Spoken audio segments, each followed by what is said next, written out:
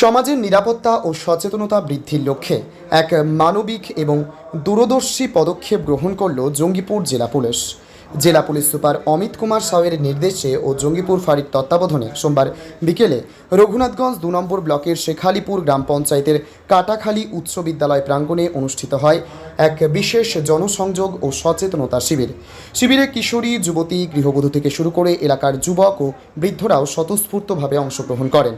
মূলত সমাজের ক্রমবর্ধমান সামাজিক অপরাধ, সাইবার অপরাধ, নারী নির্যাতন, বাল্যবিবাহ এবং মাদকের বিরুদ্ধে জনসচেতনতা গড়ে তোলার উদ্দেশ্যেই আয়োজিত হয়েছিল এই শিবির।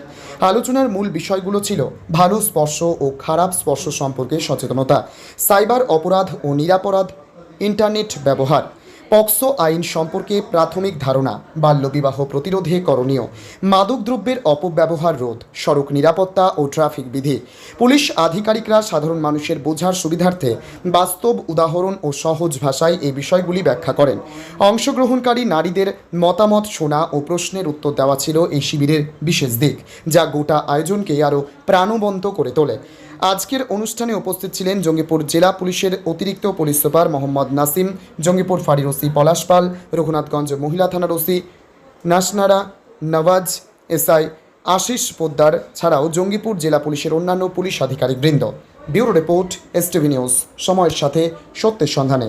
লেডি অফিসার আছেন, উনি অলরেডি সব ব্যাপারে কিছু কিছু বলে দিয়েছেন। আমি জাস্ট একটু ছোট্ট র্যাপ আপ করে দিচ্ছি, ছোট্ট বলে আমি প্রোগ্রামটা শেষ করে দেবো। তো আমি শুরু করি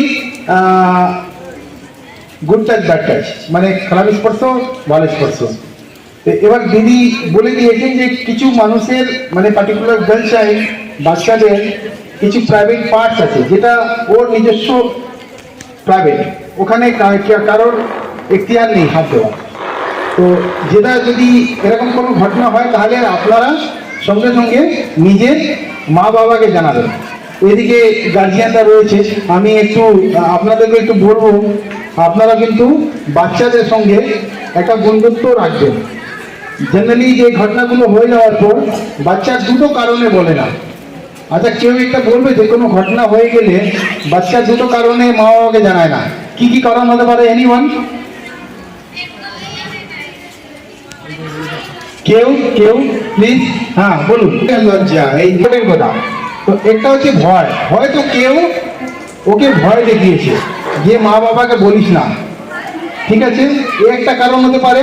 দ্বিতীয় কারণ কি হতে পারে? লজ্জা, হয়তো লজ্জায় বলছে না যে বললে কি হবে। যদি এরকম কোনো হয়, ঘটনা ঘটে যায়, তাহলে আপনাদের কি করণীয় সেটাও দিদি বলে দিয়েছে। যদি হয়, আপনি আপনার গার্জিয়ান সঙ্গে মানে ফ্যামিলিতে যারা আছে মা বাবা, তারা সিদ্ধান্ত নেবে। আপনারা দয়া করে বাইরে 10 জনকে জানাবেন না।